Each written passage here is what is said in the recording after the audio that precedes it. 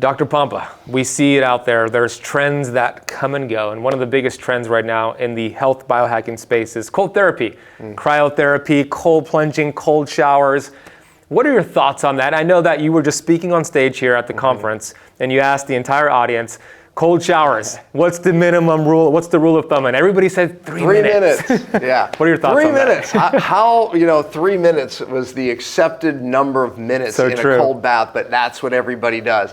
And I quickly pointed out that wrong answer. It's different for everybody, right? 3 minutes is wonderful. If you adapt to that stress, then you get positive benefits from the stress of cold. Let's back up 1 second. You have to understand what happens. Why do we get benefits from cold? It's not just, hey, it's de-inflaming. No, you have your body say to itself, I'm going to die unless I make some quick adjustments. And those quick adjustments to save its life are what we potentially can get a benefit from. Norepinephrine rises up. We can then potentially raise growth hormone up, and all these wonderful things de-inflame happen.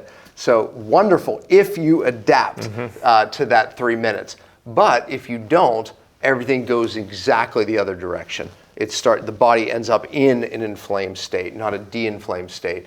And you got no benefit at all. So the question then is, well, how do I know? Yeah. Well, we have to listen to our bodies, meaning if you do start low and slow and work from there. If you do 30 seconds and later that day you feel wiped out, you get a headache, the next day you're more tired, 30 seconds is probably too much. Maybe it's 15 seconds. Let's say you do a minute and you feel wonderful. Then in the next day and you feel wonderful and you sleep better that night, great. You've adapted to that 1 minute. More is not necessarily better, but the key is adapting to that time. So you're talking about raising that hormetic ceiling. So you could become more adaptable, increase the dose. And you've talked about the analogy of a bottle filled with water, right? If that bottle is full of water and you try to shake it, it spills. Meaning if you try to stress the body, you get symptoms. So we gotta deplete that bottle of water so you can shake it some more. Yeah, I mean, imagine this, right? And so many people watching this, they suffer from, I feel good today, these days, and all of a sudden they don't feel good for several days, right? Feel good, don't feel good. So imagine me having 2 glasses of water, one filled to the top, to your point. Think of this as your stress bucket, okay? It's very full, little bit of stress, and it's falling over. Now, maybe you have some days where it's right below the edge and you don't have as much stress, so you're feeling better, right? Now, remember, stress can be physical, chemical, or emotional, and that's what fills that bucket. But then we have someone who is half filled. We can stress them a lot more, and they can do 3 minutes, perhaps, in the cold.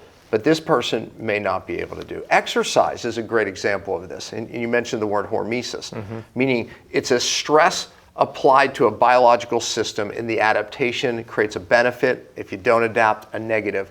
If you exercise too much, you overtrain, and you end up with problems. You end up not being healthier, you end up fatigued, you end up not sleeping as well, anxiety. You have to adapt to the stress, and that's hormesis. Hormesis, if you view everything, and I've learned this from you, Dr. Pompa, if you view everything you're doing with your health from the lens of hormesis, you're going to be down the right track. Yeah, that's it, everything. You have to apply stress correctly and adapt, and it's a positive. Yeah, thank you. Yep.